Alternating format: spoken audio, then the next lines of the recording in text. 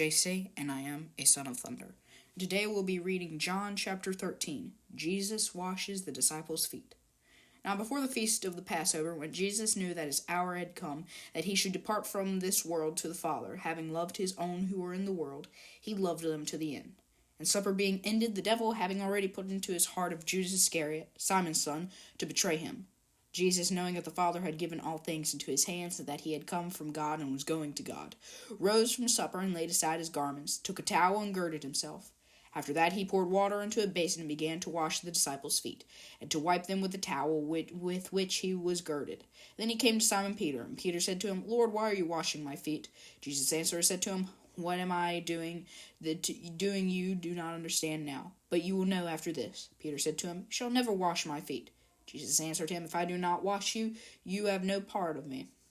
Simon Peter said to him, Lord, not my feet only, but also my hands and my head.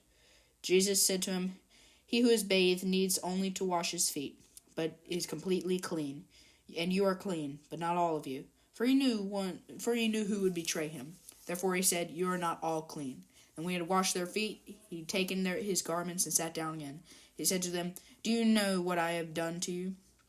You call me teacher and Lord, and you say, well, for so I am.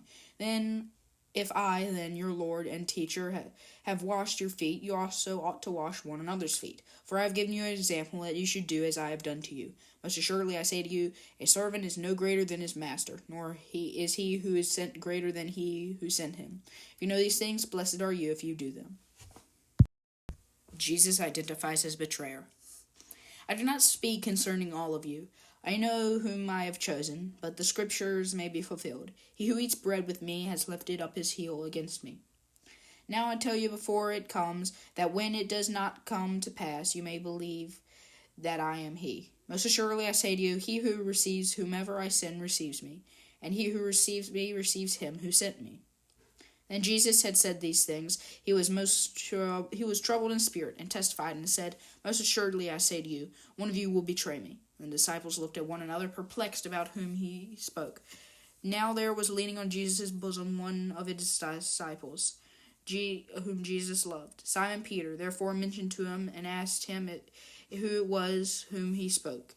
Then leaning back on Jesus' breast, he said to him, Lord, who is it? Jesus answered, It is he whom I shall give a piece of bread to when I have dipped it. Having dipped the bread, he gave it to Judas Iscariot, the son of Simon. And after the piece of bread, Satan entered him. And Jesus said to him, What you do quickly. But no one at the table knew for what reason he said this to him.